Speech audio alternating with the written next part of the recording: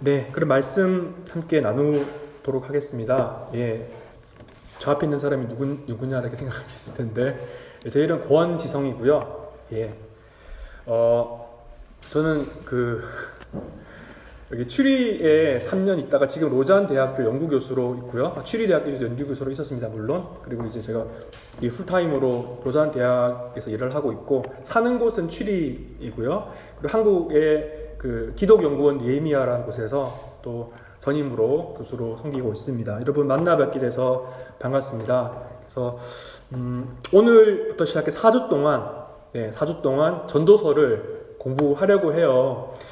제 전공은 좀 이렇게 딱딱하게 좀 이야기하지 않고, 설교 반, 렉처 반, 이렇게 해서 좀 편안하게 이야기했으면 좋겠어요. 막 이렇게 질문도 주고받고, 이렇게 원래 제가 한 1시간 반에서 2시간씩 강의하거든요. 뭐 그렇게 할 수는 없지만, 좀 편안하게 좀 들으시고, 좀 나누시고 하셨으면 좋겠습니다. 네. 형식이 뭐 중요하겠습니까? 이 전도서라고 하는 책은 이 본문에 들어가기 전에 두 가지 점에서 특이합니다. 왜 특이하냐면, 첫 번째는 전도서는요, 잠언과 욥기와 전도서를 보통 지혜 문학이라고 합니다. Weisheit, wisdom, 호크마라고 하고요, 소피아라고 하죠, 그리고로는. 이 지혜 문학에 있어서 굉장히 독특한 위치를 차지하고 있어요. 이 지혜 문학은 사람들이 읽을 때 그런 느낌 받게 돼요. 이스라엘이랑 아무 관련이 없네? 네. 읽어보면은 이스라엘 이야기랑 아무 관련이 없어요. 다윗, 솔로몬, 모세 그런 얘기 안 나옵니다. 아브라함 이야기도 안 나오고 아무 이야기도 안 나오죠. 인류 보편적으로 통용될 수 있는 격언, 수수께끼, 이야기 혹은 대화 혹은 모놀로그와 같은 인류 보편적으로 나눌 수 있는 컨텍스트가 사실은 많이 존재하지 않는 텍스트예요. 근데 여러분, 잠언은 이겁니다. 잠언을 설교를 하려면 한 1년은 설교를 해야 되지만, 잠언 전체를 우리가 엑기스만 말해본다면 이거예요. 아빠가 자식에게 이야기를 해줘요. 여호와를 경외하는 것이, 내가 인생을 아주 오래 살아보니까 여호와를 경외하는 그 정서가 너에게 있었으면 좋겠어. 그것이 정말로 성공한 인생이야. 물론 잠언에는 많은 이야기를 하죠. 야, 개미처럼 열심히 일을 해야지 너 성공할 수 있어. 음녀에게 가면은 너는 망하는 길이야. 아주 많은 이야기를 합니다. 그러나 잠언의 포커스는 뭐냐면, 여호와를 경외하고 두려워하고 무서워하고 경외하는 그 정서가 너 안에 없다면 너는 지혜가 없는 것이야 라고 이야기를 해요. 그러면 욥기는 뭘까요? 욥기는 정반대되는 이야기를 하고 있어요. 너가 여호와를 가장 경외하는 사람이라고 하더라도, 가장 종교심이 많은 사람이라고 하더라도, 40년, 50년, 60년, 70년, 80년 동안 하나님을 섬긴 사람이라고 하더라도 너가 가지고 있는 것을 다 이룰 수 있어. 너의 건강과 아내가 너를 욕할 수도 있고, 자녀가 다 죽을 수도 있고, 재산이 다 없어질 수 있고, 너 하인들이 다 너를 조롱할 수 있고, 너의 공동체가 너를 다 버릴 수도 있어. 그 이야기를 하는 것이 욥기예요. 그럼 전도서는 뭐냐? 전도서의 독특한 점은 잠언 같지도 않고 욥기 같지도 않아요. 그러면 잠언 같지도 않고 욥기 같지도 않은 게 뭐냐? 전도서는요, 이겁니다. 여러분 전도서를 읽어보신 분은 아시겠지만 이런 이야기를 해요. 빨리 달리는 사람은 금메달을 딸 수 있죠. 근데 전도서는 이렇게 말합니다. 경주를 빨리 하는 사람 너 조심해. 왜 조심해야 되냐면, 경주를 빨리 하는 사람이라고 하더라도 1등을 먹을 수 없어. 너가 지혜가 아주 많다라고, 잠언적으로는 지혜가 많은 사람들은 성공하게 됩니다. 그래서 전도서는 뭐라고 하면, 지혜가 많다고 하더라도 빵 한 조각 못 얻을 수 있어. 그게 인생이야 라는 거예요. 두 번째로 전도서가 독특한 측면은 이겁니다. 첫 번째는 지혜 문학 내에서 아주 독특한 이야기를 하고 있다는 것이고, 두 번째는 전도서를 읽어보시면 어떤 걸 알 수 있냐면, 여러분 전도서는요, 전도자라고 하는, 우리 본문에 전도자라고 되어 있지 않습니까? 여러분 1장 1절에 보시면 다윗의 아들 예루살렘 왕 전도자의 말씀이라.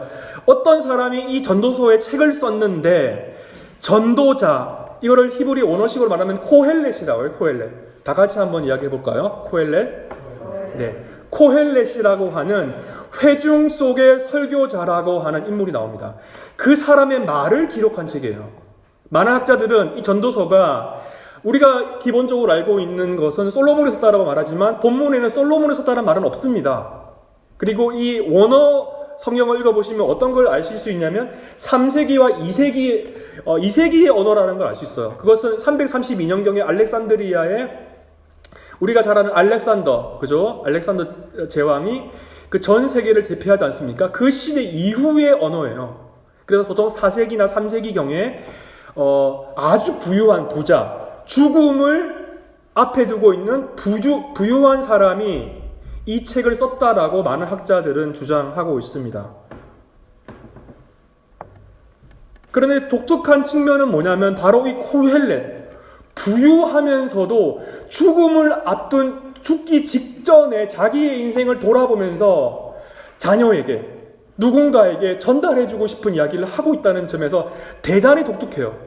성경의 그 어떠한 성경도 이 전체가 한 사람의 목소리가, 그죠? 한 사람의 죽음 직전에 자기가 유언처럼 이야기하는 목소리를 적은 것, 예수님도 이렇게 길게는 이야기 안 했어요. 물론 예수님이 나중에 요한복음 읽으면 길게 이야기합니다. 그런데 이렇게 긴 호흡으로 한 번에 이야기한 건 없어요. 전체 12장으로 구성이 되어 있고요. 이 전도서의 말씀을 통해서 저는 오늘 1절부터 11절까지 말씀을 통해서 여러분에게 헤벨의 의미에 대해서 함께 나누기를 원해요. 여러분, 그 찰스 디킨슨의 그 크리스마스 캐롤이라는 소설책 영화 혹시 아시죠?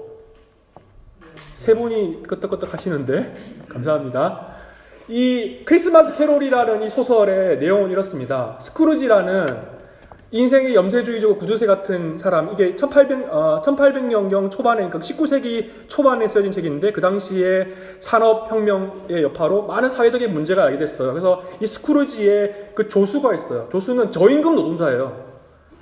그러니까 시간당 무슨 뭐 1프랑도 안 되는 돈을 받고 일하는 저임금 노동자이고 자녀들이 있는데 학교를 안 다녀요. 학교 안 다니고 뭐 하냐? 일하러 다녀요. 돈 벌러. 그리고 장애인 아이가 있어요. 집에. 아주 가난하고 정말 힘든 처지인데 이 스크루지는 구두쇠예요. 그런데 크리스마스 이브 날 자기의 동업자인 사람이 유령으로 찾아옵니다. 그리고 과거와 현재와 미래의 그 꿈을 통해서 스크루지는 그 어떤 회심에 대한 경험을 하게 돼요. 그 마지막에 그 미래의 그 유령이 와가지고 무덤을 보여주면서 이게 너가 죽어야 될 곳이라고 말하면서 스크루지는 변화하게 되죠. 이 크리스마스 캐롤이라는 영화가 우리에게 가르쳐주는, 특별히 이제 마지막 그 미래에 대한 부분이 가르쳐주는 것은 인간이 죽음 앞에서 어떻게 변화될 수 있는지를 우리에게 가르쳐줘요. 마찬가지로 이 코엘렛은 죽음 앞에서 인생을 반추해요. 그리고 삶이 어떤 것인지, 인생이 어떤 것인지에 대해서 우리에게 말해주고 있습니다. 1장 2절을 한번 보겠습니다. 전도자가 이르되 헛되고 헛되며 헛되고 헛되니 모든 것이 헛되도다. 제가 핸드아웃 나눠드렸는데 보고 가지고 계시죠? 혹시 안 갖고 계신 분 계세요? 예, 다 가지고 계시죠? 그럼 1장 2절에 헛되다 이런 표현이 있는데 강의 시간이면 제가 여러분의 질문을 할 텐데 좀 질문을 못해서 답답하지만 저를 한번 보세요. 우리가 어떤 사람이든지 교회를 오래 다녔다는 분들에게 전도서가 뭐냐고 물어보면 이렇게 말합니다. 헛되다. 인생은 헛되다. 그런데 이 번역은 잘못된 번역입니다. 제가 이런 이야기를 하면은 제 수업을 듣는 목사님들이나 전도사님들이나 신학 공부하시는 분이 가끔 그런 말을 해요. 네가 뭔데 성경이 있는 게 잘못됐다고 하냐. 그러면 저는 이렇게 이야기하죠. 하나님이 한국말로 성경을 이야기한 건 아니잖아요. 이렇게 이야기를 하거든요. 여러분 영어 성경을 보더라도요. 별의별 해석 그 버전들이 많이 있고요. 킹 제임스 버전, NIV 버전, ESV 버전, JPS 버전 또 아주 다양한 번역이 있고 우리가 갖고 있는 히브리어 원어 성경은 AD 기원 후 9세기에서 10세기에 만들어진 번역본이에요. 고대에는 많은 사본들이 있고 그 이야기를 다 할 수는 없겠지만 헛되다라고 하는 한국어입니다. 이거는 무슨 의미인가요? 헛되다는 거는 뭔가 텅 비어 있다는 의미예요. 그쵸? 영어로는 ESV, NIV, 그 다음에 킹 제임스 버전, NRSV 버전에서는 어떻게 번역하면 vanity로 번역해요. 헛되다. 이것은 뭔가 empty된 어떤 공간을 의미합니다. 그러면은 코헬렛이 인생이라고 하는 것도 텅 빈 것 같다 라는 이야기를 하고 싶은 걸까? 그렇지 않아요. 그러면은 이 헛되다라는 단어는 뭐냐면 헤벨이라고 하는 단어입니다. 헤벨. 다 같이 한번 따라해 볼까요? 헤벨. 네. 이 헤벨이라는 단어는 이겁니다. 저를 한번 보세요. 여러분이 스위스에서 추운 날 밖에 나갔어요. 그래서 불었어요. 그러면은 이 공기의 공간에 뿌연 게 보이지 않습니까? 수증기가 보여요. 그죠? 내 눈에 지금 보이고 있지 않습니까? 존재하고 있어요, 수증기가. 그런데 1초도 안 돼서 이 수증기가 사라져요. 이것이 바로 헤벨의 의미입니다. 무엇인가 공간을 차지하고 있는 내 눈에 보이고 존재했던 어떤 것이 있는데 이 존재했던 어떤 것이 찰나의 순간에 없어지는 이 모든 순간의 이 묘사를 헤벨이라고 한다는 것이에요. 그래서 수증기와 호흡, 이것은 물질적인 의미에서 이 헤벨이 의미하는 바입니다. 그러면 헤벨의 다른 의미는 뭐가 있느냐? 관념적으로 생각해 볼게요. 첫 번째, 공허, 아까 말했죠? vanity, 허무함, 헤벨, 의미가 있어요. 두 번째, 의미는 존재하지 않는, nothingness. 존재하지 않는 것. 인생이라고 하는 게 존재하지 않는다. 내가 모든 것을 다 이루었고, 내가 모든 것을 다 했는데, 내가 인생이 없는 것 같아. 내 인생은 없는 것 같아. 라고 생각할 수 있잖아요. 세 번째, 이해할 수 없음. incomprehensibility. 이해할 수 없는 것. 내 머리는 도대체 인생이라고 하는 게 이해가 안 돼. 하는 거. 그 다음 네 번째는 뭐냐면, 없음이에요. 일시적인 거. 이건 일시적인 시간에서 아주 찰나의 순간을 이야기하는 거야. 덧없음, 일시적인 것. 그 다음에 다섯 번째는 기만, 허위, 허탄, deceit, 허탄. 이 성경에서는 특별히 예언서적인 환경에서 이 헤벨이라는 단어가 우상, 아이돌, 우상이라는 단어와 똑같이 쓰입니다.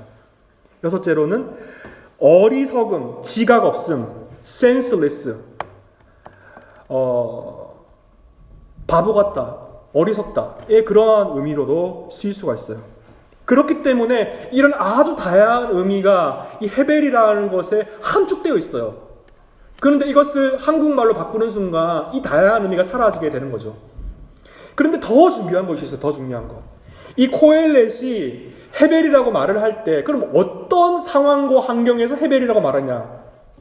잘 들어보세요. 다음 주에 할 거 계속해서 할 건데요. 이런 겁니다. 이건희 회장이 삼성의 회장님인데 지금 아직 돌아가시지 않았죠?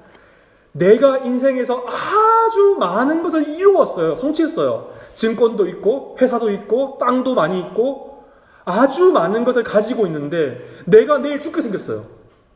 내가 살아서 이렇게 많은 것을 이루었는데 하기도 따고 다 이루었는데 내 아들은 아무것도 한 게 없어요. 살면서.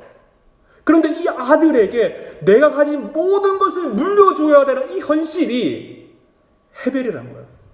내가 이루었으면 내가 누려야 되는데 내가 누리는 게 아니고 다른 사람이 누리는 것. 근데 더 기가 막힌 건 뭐냐면 이 아이가 내 자식이 멍청한 놈인지 똑똑한 놈인지 알 수가 없어요. 그래서 내 재산을 다 줬는데 다 홀라 날리면 내 인생은 뭡니까? 나는 어디에 있는 겁니까? 알 수가 없지 않습니까? 또 다른 상황이 있어요. 어떤 상황이냐면 나는 인생을 정직하고 열심히 최선을 다해서 살았어요. 스위스에서 열심히 살았어요. 집도 사고 차도 사고 모든 것을 다 이루었어요. 그런데 부인이 바람피고 자식이 마약 중독자가 되고 내 인생은 어디에 있느냐라고 생각하죠. 그런데 더 기가 막힌 것은 내 옆집에 있는 사람은 알코올 중독자에다가 마약 중독자다, 인생의 살인자에다가 정말 파렴치한 인간이에요. 그런데 매일매일이 행복해요. 매일매일이. 부인도 잘 만났어. 자식도 잘 만났어. 그러면 내가 타인과 비교했을 때 하나님, 내 인생이 왜 이 모양입니까? 나는 열심히 살았는데 이 사람은 열심히 안 살았잖아요. 그런데 인생이 매일매일 행복해요. 코엘렛은 말합니다. 하나님이 어떠한 사람에게는 행복할 수 있게 만들어줬고 어떤 사람에게는 행복하게 안 만들어줬어요. 그 현실이 코엘렛이 볼 때는 헤벨인 거예요. 그러므로 헤벨의 말의 의미는 뭐냐면 부조리예요. 부조리. 우리나라 말로 모순입니다. 모순. 세상에서 깨어지지 않는 것이 없는 창과 막지 못하는 것이 없는 방패. 모순이죠. 앞과 뒤가 안 맞는 거예요. 나는 열심히 살았으면, 하나님이 살아있으면 나에게 보상을 해줘야 되는데 나는 보상을 받지 않고 옆집의 저 인간은 열심히 게으르게 살았는데 보상을 받는다. 잠언에서는 일어날 수 없는 일이죠. 신명기에서는 있을 수가 없는 이야기예요. 그런데 전도서에서는 그런 이야기를 하고 있다는 것이죠. 그렇게 코엘렛은 야, 인생이라고 하는 거 그거 모순된 거야. 부조리한 거야.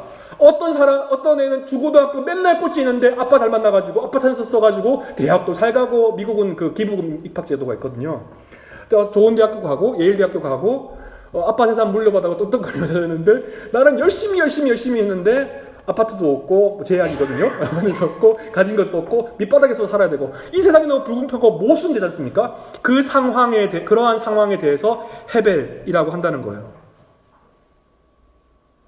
그러면 헛되니 모든 것이 헛되다. 이 말이 무슨 말이냐? 이런 거 가는 것 같습니다. 이것을 헤벨로 바꾸면 헤벨들의 헤벨. 모든 것은 헤벨.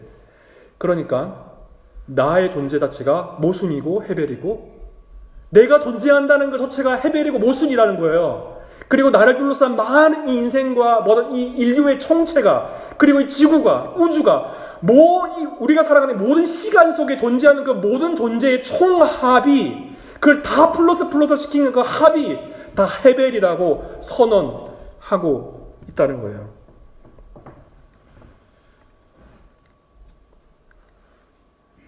그러면 이 헤벨에 대해서 이야기를 할 때 그러면 헤벨 인생은 당신이 금방 앞에서 이야기하기를 설교자 당신이 이야기하기를 헤벨이라고 하는 것은 텅 빈 것 헛된 것이 않지 않냐고 했지 않냐. 그럼 인생이 헤벨이라고 하면 그게 무슨 말이냐 다시 한번 질문할 수 있을 텐데 정리해보자면 헤벨이라고 하는 것은 다양한 의미 헛되다, 일시적이다, 그리고 어리석다, 그리고 찰나의 것을 의미한다거나 그 모든 것을 포함하는데 거기에 담겨진 핵심적인 의미 중에 하나는 뭐냐면 모순이라는 거예요. 그러나 그럼에도 불구하고 그 모든 의미들을 함축할 수 있는 영어 단어, 독일어 단어, 한국어 단어는 없습니다. 그렇기 때문에 헤벨이라고 이야기를 하는 거예요. 그리고 인생은 헤벨이라고 하는 것이 이 코엘렛의 큰 주제입니다. 그러면 3절부터 8절까지를 우리가 넘어가 본다면 첫 번째 3절에 보이겠습니다. 해 아래에서 수고하는 모든 수고가 사람에게 무엇이 유익한가? 라고 되어 있죠. 여기 보면은 수고하는 모든 수고라고 되어 있어요. 수고하는 모든 수고. 여기서 말하는 수고라고 하는 단어가 중요해요. 코엘렛에서 가장 중요한 단어 중에 하나입니다. 이 수고라고 하는 단어는 히브리어로 아말이라는 단어예요. 아말. 근데 똑같은 단어가 두 번 쓰였어요. 두 번. 쉬운 말로 노동입니다. 노동. 여러분이 여기 앉아있는 것도 노동이에요. 노동. 내가 일을 하는 거죠. 집에 있는 거 아무것도 안 하는 것도 노동이고 수고하는 거예요. 3절부터 8절까지의 핵심적인 내용은 뭐냐면 삶의 모든 수고로움, 내 인생에서 내가 하는 모든 수고와 모든 노동들에서 생각해 본다면 삶의 모든 노동이라고 하는 것은 내 인생에 아무런 유익이 없다라는 것을 이야기하고 있어요. 다시 한번 말합니다. 3절부터 8절까지 성경에서 우리에게 말해주는 말을 한 문장으로 말한다면 삶의 모든 노동은 나에게 아무런 유익이 없다예요. 유익이라고 하는 단어는 이트론이라고 하는 히브리어 단어예요. 이게 뭐냐면은 상인이 일을 해서 버는 수익금을 말합니다. 코엘렛은 철저하게 인간이 어떠한 노동을 하고 이 인류 문명이 어떤 문명 속에서 뭔가 진보한다고 이야기를 하고 과학기술을 발전시키고 AI를 만들어내고 자동차를 만들어내고 집을 짓고 자식을 교육시키고 내가 뭐 진학을 하고 직업을 얻고 그 모든 행위를 통틀어서 과연 그러한 행위들이 나에게 이익이 되느냐는 거예요. 내가 결혼하는 것도 자식을 낳는 것도 또 내가 어떤 행위를 하는 것, 누구와 관계를 맺는 그 모든 것들이 정말로 나에게 이익이 되느냐, 나의 인간다움을 위하여 도움이 되느냐라는 관점에서 생각해 본다라는 거예요. 그런데 코엘렛의 선언, 두 번째 선언은 뭐냐면, 해 아래에서 수고하는 모든 수고, 이 수고라는 아말이라는 단어는 그 말 자체가 노동이라는 의미가 있고요. 그 말 자체에 라라는 단어인데 히브리어로 악이라는 의미도 포함되어 있어요. 악. 그래서 해 아래에서 노동하는 그 모든 노동이 인간에게 무엇이 유익하냐? 유익한 게 없다는 거예요. 그럼 여러분들 마음속에 그런 생각이 들죠? 왜 유익한 게 없는데? 자식도 키우고 나도 잘 먹고 살고 그렇게 생각할 수 있죠? 네, 조금 이따 다시 다루겠지만, 그런데 코엘렛의 눈에는 그것이 어떠한 유익도 없어요. 왜 유익이 없느냐? 그 이유가 있어요. 그 이유는 이제 그 다음 구절에 나옵니다. 그 다음 구절에 뭐냐면 이렇게 말합니다. 한 세대는 가고 한 세대는 오되 땅은 영원히 있도다. 잘 보셔야 됩니다. 한 세대는 가고 한 세대는 오되. 여기서 코엘렛은 무엇을 말하고 싶냐면은 인간 행위의 총체가 인간에게 무익함을 증명하기 위해서 땅과 태양과 바람과 물의 순환 구조를 통해서 인간의 삶이 얼마나 헤벨인지 설명하기 원해요. 한 세대는 가고 한 세대는 오되 땅은 영원히 있도다. 인간은 살고 죽지 않습니까? 그런데 땅은 언제나 거기에 그대로 있어요. 지구의 역사가 대략 10억 년이라고 한다면 인간이 이 세상에 나타난 게 몇십만 년도 안 돼요. 거대한 지구의 시간에 비하면 인간의 이 세상을 살아가는 시간이라고 하는 찰나의 순간에 불과하죠. 그렇다면 거대한 우주의 나이에 비하면 인간의 시간이라고 하는 것은 아무것도 없는 것과 마찬가지지 않습니까? 그러므로 코엘렛이 여기서 비유하는 것이 있어요. 야, 인간의 삶이라고 하는 거, 그러면 왔다가 가는 건데, 땅은 늘 언제나 거기 그대로 영원토록 있잖아. 그럼 인간이 얼마나 찰나의 순간을 사는 거니? 그 찰나의 순간을 사는 게, 이게 무슨 의미가 있니, 우리에게? 이게 무슨 우리에게 유익을 가져다 줄 수 있니라고 우리에게 말을 한다는 거예요. 두 번째, 한 번 더 생각해 본다면, 이 흙이라고 하는 단어를 생각해 본다면 한 세대는 가고 한 세대는 오되 땅은 영원히 있도다. 땅이라고 하는 단어는 여러분 인간을 무엇으로 만들었습니까? 흙으로 만들었죠. 그래서 또 다른 함의, 또 다른 이중적인 의미는 뭐냐면 한 세대는 가고 인간이 한 세대는 가고 한 세대는 온다고 하더라도 땅은 여전히 그대로 있다라고 해석할 수도 있겠지만 두 번째 해석은 뭐냐면 한 세대는 가고 한 세대는 온다고 하더라도 결국 인간이라고 하는 존재는 땅으로 가는 존재야. 인간이 아무리 내 인생 잘났다라고 이야기한다 하더라도 땅으로 갈 수밖에 없는 존재야 라고도 해석할 수 있어요. 여러분 두 번째를 보겠습니다. 해가 뜨고 해는 지대. 잘 보세요. 그 떴던 곳으로 빨리 돌아가고 해를 personification, 의인화시켰어요. 여러분 제가 질문하겠습니다. 왜 해가 빨리 돌아가야 될까요? 그곳으로 노동하기 위해서요. 제가 홍대 근처에서 4년 살았거든요. 시청으로 출근했어요. 4년 동안. 매일 아침 2번 지하철을 타고 가면서 내 인생은 어디에 있냐라고 회의하면서 지냈어요. 나는 여기서 뭐 하는 걸까? 하루하루? 내가 왜 사는 걸까? 자는 이유는 하나밖에 없어요. 내일 출근하려고. 태양이 동해에서 떠서 서로 갔어요. 근데 왜 빨리 동으로 가야 됩니까? 다시 떠야 되기 때문에 그래요. 다시 노동을 해야 되기 때문에 그래요. 반복적인 활동을 해야 돼요.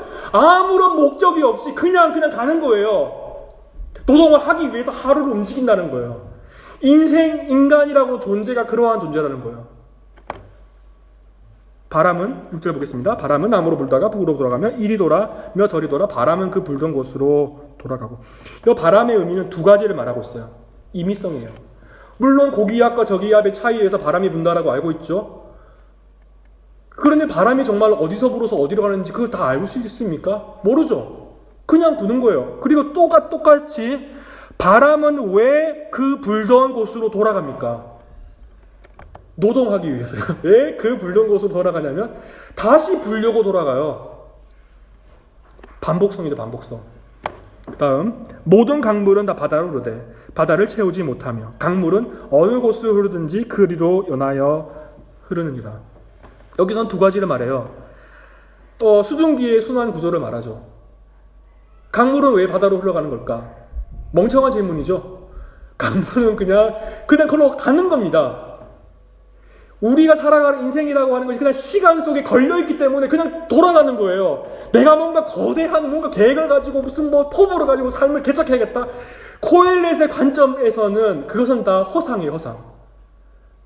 강물이 왜 바다로 가는 노동을 하냐면 그냥 글로 가는 거예요. 시간이 흐르고 그냥 가는 겁니다. 그럼 바다에 있는 물은 왜 구름이 되고 왜 비가 되냐? 그냥 순환 구조로 돌아가고 있어요. 그런데 중요한 포인트가 있어요. 이 구문에서 바다를 채우지 못한다라는 채운다라는 이 단어의 함의는 뭐냐면 만족시킨다는 의미예요. 끊임없이 강물의 이 순환이라고 하는 노동을 통해서 바다의 욕구를 충족시키려고 하지만 그것을 채울 수가 없어요. 인간의 욕망이라고 하는 것은 끝이 없죠. 제가 석사할 때는 박사과정 진학만 해도 좋겠다고 했어요. 영국 가가지고. 박사과정 할 때는 너무너무 힘들어가지고 박사학위만 따면 소원이 없겠다고 했어요. 박사학위 따니까 직업을 구하면 좋겠다고 생각했어요. 직업을 따니까 이제 아파트가 있으면 좋겠어요. 이게 저거든요. 이거 다른 이야기가 아니고 제 이야기입니다. 제 이야기. 사람의 욕망이라고 하는 것은 끝이 없죠. 바다가 그렇다는 거예요. 그 다음 잘 보세요. 모든 만물이 피곤하다는 것을 사람이 말로 다 말할 수는 없나니 눈은 부어도 족함이 없고 귀는 들어도 자득 차지 아니하다. 잘 보세요. 여기 만물이라고 하는 단어가 중요해요. 콜, 하, 데바림이라는 단어가 중요한데 이 만물, 간단하게 얘기해서 이 만물이라고 하는 단어에 히브리어에 있어서 다른 뜻이죠. 다른 뜻. 말씀, 언어의 뜻이 있어요. 말. 여러분 이 구문을 읽어보면 한글이에요. 한글. 이해가 잘 안 돼요. 왜 안 되냐면 모든 만물이 피곤하다는 것을 사람이 말로 다 말할 수는 없나니 뭔 소리야. 잘 이해가 안 되잖아요. 이 만물이라고 하는 단어를 넣어서 번역이 안 돼. 그런데 만물을 언어라고 적어봤어요. 언어. 모든 언어가 피곤하다는 것을 사람이 말로 다 말할 수는 없나니. 제가 아이네에게 내가 당신을 사랑하고 너무 좋고 그걸 아무리 설명해봐야 언어라고 하는 것은 충분히 설명할 수 없죠. 언어라고 하는 것을 말 잘해가지고 변호사가 돈 벌죠. 네? 말 잘해가지고 대통령이 되기도 하고 모든 것은 말이에요. 말이 없으면 될 수 없어요. 마찬가지로 글 쓰는 것도 말이 언어예요. 언어라고 하는 매개체가 아니고는 살아갈 수 없어요. 인류 문명의 진보라고 하는 것은 인간이 동물과 다른 점은 뭡니까? 언어를 자동적으로 언어라고 하는 것을 생각할 수 있는 프로그램이 탑재되어 있는 거 아닙니까? 태어나서 엄마 아빠 말하는 그 능력이 인간 말고 누가 있습니까? 물론 앵무새도 있고 뭐 있다고 말할 수는 있겠지 모르겠지만 그 언어라고 하는 정교한 체계를 갖고 있는 인간밖에 없죠. 그런데 그 인간의 정교한 언어라고 하는 것을 그 언어를 가지고 있지만 말로는 그걸 다 표현할 수 없어요. 다 소통할 수 없다는 거예요. 만족시킬 수가 없어요. 사람들을. 나를 만족시킬 수 없고 상대방을 만족시킬 수 없어요. 그래서 그 다음에 뭐라고 말합니까? 이렇게 말합니다. 눈은 보아도 족함이 없고 귀는 들어도 가르차지 아니하는도다. 제가 추리에 와가지고요. 거기 호수 바로 앞에 그로스민스터가 제 오피스가 있는데 거기 일하면서 3일 동안 너무 좋았어요. 3일 딱 지나니까 너무 지루해요. 맨날 보는 호수 볼 것도 없고 마테오는 이제 4년 만에 정말 안 가다가 처음 갔는데 하루 가니까 딱 좋더라고요. 면을 계속 보니까 뭐 저기 있구나 이 정도인데 처음 오는 사람은 우아하잖아요. 인간이 그런 종류의 존재예요. 눈으로 보고 귀로 듣는 이 인간의 지각이라고 하는 것이 지각을 통해서 무엇인가 우리가 알고 언어를 통해서 우리가 뭔가 습득하고 언어를 통해서 뭔가 표현하고 지각을 통해서 표현하잖아요. 그런데 이것이 언어라고 하는 것이 우리 인간의 지각이라고 하는 것이 나의 욕망을 충족시킬 수 없다라고 하는 것이에요. 이것은 과거나 현재나 미래나 똑같아요. 아무리 인간이 문명을 발전시킨다고 하더라도 AI가 나오고 스마트폰이 나오고 모든 게 다 나온다 하더라도 인간의 무한한 욕망을 채워줄 수 있는 것은 단 하나도 없어요. 하루 이틀 지나면 없어지게 되죠.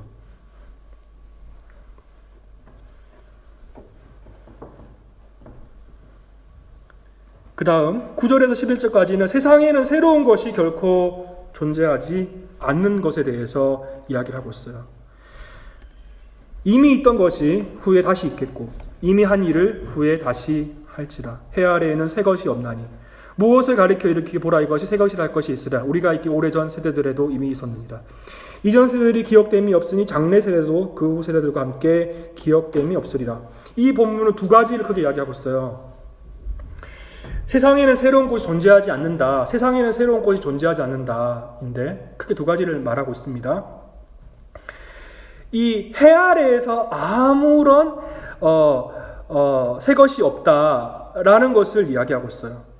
예, 그 구절에 보면 그렇게 나와 있죠. 그런데 그 앞에 뭐라고 되어 있냐면 이미 있었던 것이 후에 다시 있겠고 이미 한 일을 후에 다시 한다. 반복이죠.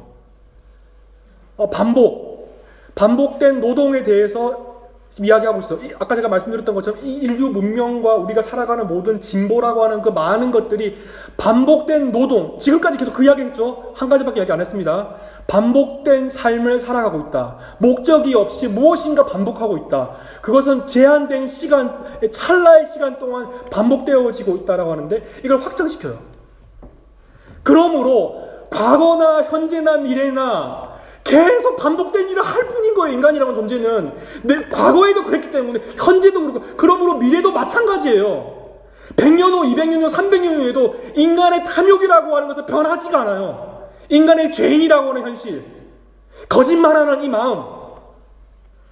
코로나 바이러스 걸렸다고 아무 말도 안 합니다. 코로나 바이러스 걸려도 괜찮아요. 정직하게 가서 검사받고 치료하면 됩니다. 집회해도 됩니다. 집회. 마스크 끼고 방역하고 하면 됩니다. 그런데 자기가 병에 걸렸으면서 그 8.15 집회 갖고 와서 정광훈이라고 하는 사기꾼과 같은, 정광훈이 파면에서 목사 아니거든요. 정광훈 씨 같은 그 집회 가가지고 코로나 걸려와가지고요. 자기 아들이나 부인을 다 걸려가지고 왔는데, 네? 아들한테 가서 어디 갔다 왔니까 아무 데도 안 갔다 왔다고 다, 아빠랑 엄마도 다 아무 데도 안 갔다 와라는데 아들은 시험 보러 갔다 오고, 교회 갔다 오고, 사우나 갔다 오고, 아빠는 교회를 1번이나 갔다 오고 엄마도 교회 갔다 와가지고 다 걸렸어요. 다 걸렸어. 죽은 사람도 있었어요. 죽은 사람도. 기독교인이며 십계명에 따라서 내 이웃에 대해서 거짓 증언을 하면 안 되잖아요. 맞죠? 정광훈을 좋아하시는 분 있으면 죄송합니다만은 정광훈은 목사가 아니에요.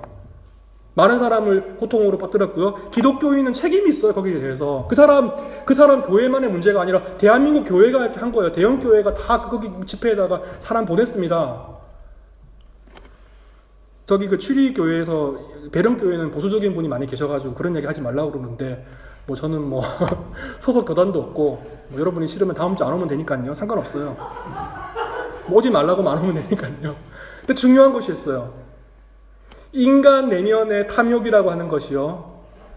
그것은 변하지 않는다고 하는 것이죠. 누군가가 코엘렛에게 이렇게 질문할 수 있어요. 코엘렛, 여기에 새로운 것이 있습니까? 예, 새로운 것은 있죠. 민주주의. 고대 사회에서는 민주주의가 없었는데 지금 민주주의가 얼마나 발전했냐. 스위스 같은 민주주의가 발전했지 않습니까? 네, 발전했습니다.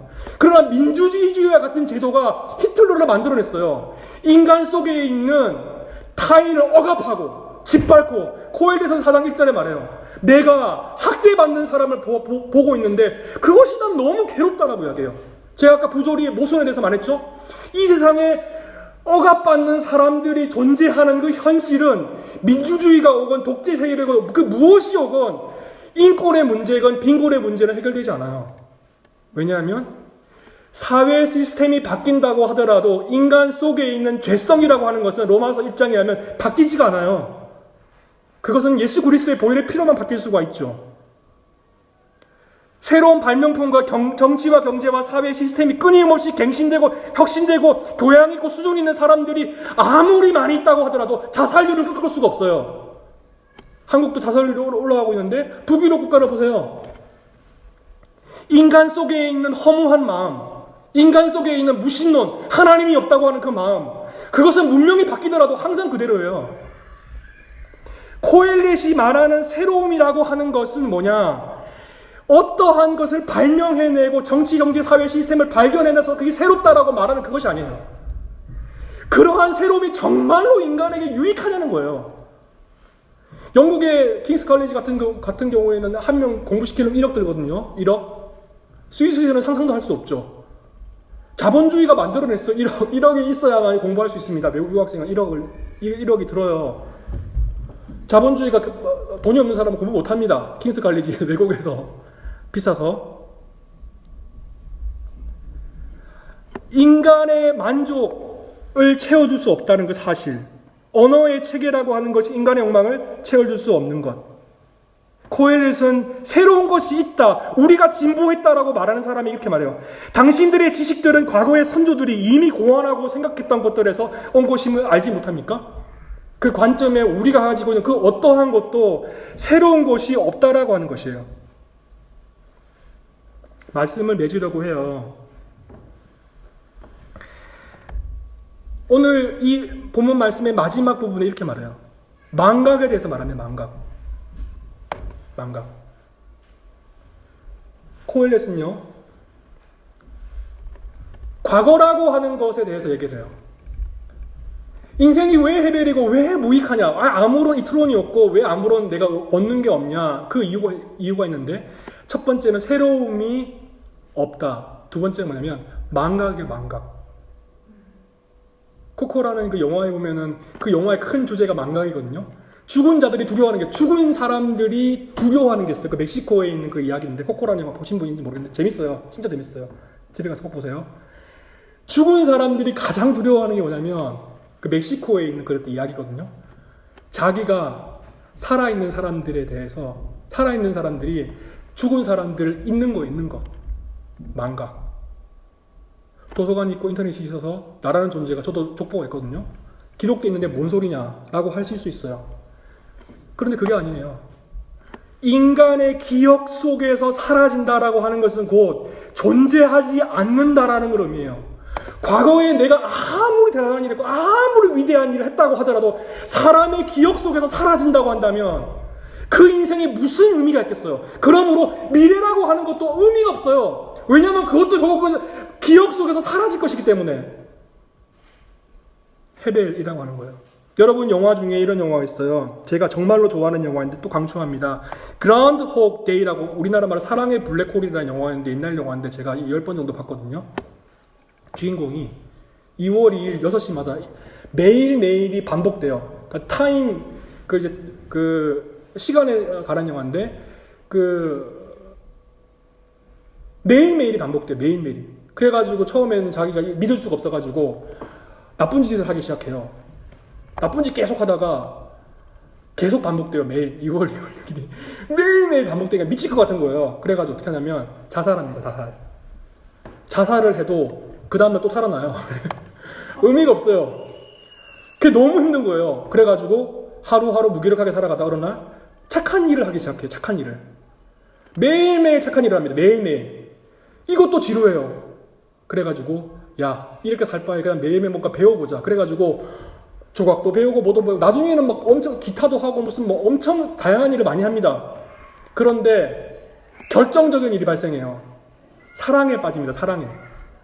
한 여성을 사랑하게 돼요. 그리고 이 사람의 인생이 바뀝니다. 하루하루가 너무 즐거워요. 바뀐 것은 없어요. 매일매일이 2월 2일 6시 계속 반복되지만 이 사람의 인생의 그 하루가 너무 새로워요. 왜 새롭냐면 한 여인을 사랑하기 때문에, 그리고 그것이 그에게 가장 큰 인생의 행복을 주기 때문에. 자기 인생이 30년 40년 살았지만 그 하루가 인생에서 가장 기쁜 인생이에요. 가장 창의력이 엄청난 하루예요. 코엘렛은 말해요. 과거라고 하는 것이 망각 속에 다 사라지고 내 인생에 아무런 의미가 없고, 미래라고 하는 것, 9장, 10장, 11장, 12장에 코엘렛은 뭐라고 말하면, 야, 너 미래를 예측한다고 말하는데 증권도 하고 부동산도 하고 다 하는데 그 너의 인생이라고 하는 게 얼마나, 너의 생각이라고 하는 게 보잘것 없고 아무것도 아니냐면 너 망할 수 있어. 재난 상황 오면 다 망할 수 있어. 그 이야기를 합니다. 제 이야기가 아니고요. 코엘렛의 이야기예요. 9장, 10장, 11장 읽어보세요. 주술하는 사람은 주술하는 뱀에게 물릴 수가 있어요. 네, 그 이야기는 다음에 시간이 없기 때문에 다 할 수 없는데, 그러면 코엘렛은 뭐냐? 남는 것은 오직 현대밖에 없어요. 현재. 지금 여기에서 지금 내가 살아가는 이 순간에 사랑하는 아내와 자녀와 함께 한 끼 식사를 하는 것. 이거 제 이야기 아닙니다. 성경에 있어요. 하나님이 너에게 준 시간, 하나님이 너에게 허락한 시간, 하나님이 너에게 허락한 노동, 하나님이 너에게 허락한 공부와 하나님이 너에게 허락한 삶의 몫을 즐겨라. 그리고 그 즐기는 그것이 하나님의 명령이에요. 제 이야기 아닙니다. 성경에 있습니다. 그리고 그 즐기는 것을 하나님이 어떤 사람에게는 주고 어떤 사람에게는 안 줍니다. 그게 부조리예요. 코엘렛의 눈에는. 만약에 여러분이 그러한 삶을 즐길 수 있는 자녀와 부인과 재물과 그러한 것이 있다면 하나님이 준 삶의 선물이에요. 왜 줬냐? 헤벨의 세상에서 그것을 즐기라고. 그것을 기뻐하라고. 그것이 바로 하나님이 인간을 창조한 목적이에요. 교회 나와서 노동하는 것이 하나님이 인간을 창조한 목적이 아닙니다. 뼈 빠지게 교회 와서 밥하고 빨래하고, 빨래는 안 하죠. 청소하고, 그것이 하나님이 우리에게 원하시는 거라고 착각하죠. 그래서 교회에서 제일 위험한 사람은요, 3,000%로 자꾸 세고 있는데 열심히 일하는 사람이 제일 위험해요. 왜냐하면 성경에는 열심히 일하는 사람은 하나님 기뻐한다는 말이 없고, 오히려 전도서 읽어보세요. 하나님이 준 삶의 선물을 즐거워하는 것이 하나님이 인간을 만든 목적이에요. 하나님을 가장 영화롭게 하는 것은 하나님을 가장 크게 즐거워할 때 God is most glorified in us when we are most satisfied in Him입니다. 여러분이 사랑하는 남자친구를 가장 크게 사랑할 때 그때 그 남편은 가장 크게 영광을 받게 되는 것이거든요. 그것이 전도서 1장 1절부터 11절까지 우리에게 말하는 바예요. 인생은 헤벨이고 과거도 현재도 미래도 타임루프 속에 반복돼서 살아가고 있지만 그것이 우리에게 아무런 유익도 없지만 오늘 읽었던 본문은 안 나옵니다. 다음 주에 나옵니다. 기쁨과 즐거움이라고 하는 것, 그것이야말로 하나님이 우리에게 주고자 하는 삶의 목적이라는 거예요. 함께 기도하겠습니다. 하나님 감사합니다. 하나님, 우리 인생에서 우리가 너무나 교만하게 살았음을 고백합니다. 하나님, 우리의 지식과 우리의 생각을 의지하고 하나님, 헤벨의 인생에서 끊임없이 만족만을 추구하며 욕망을 따라 살았음을 고백합니다. 하나님, 나의 재물, 나의 학업, 나의 자식, 나의 남편, 나의 가족, 나의 교회, 하나님, 나의 것만 생각하며 살았음을 용서하여 주시옵소서. 하나님, 많은 사람들이 기독교를 비웃고 있습니다. 하나님을 비웃고 있습니다. 무신론의 세계에서. 또한 많은 사람들이 교회에 예배를 통해서 죽어가는 것들을 보게 됩니다. 하나님, 이 세상 속에서 우리가 더 이상 하나님 말로만 복음을 전하지 않게 하여 주시옵소서. 하나님을 기뻐하며 하나님을 즐거워함으로써 헤벨의 세상에서 그리스도인으로서 세상에 하나님의 존재를 증명하는 우리 모두가 되게 하여 주시옵소서. 감사하며 예수님의 이름으로 기도하였습니다. 아멘.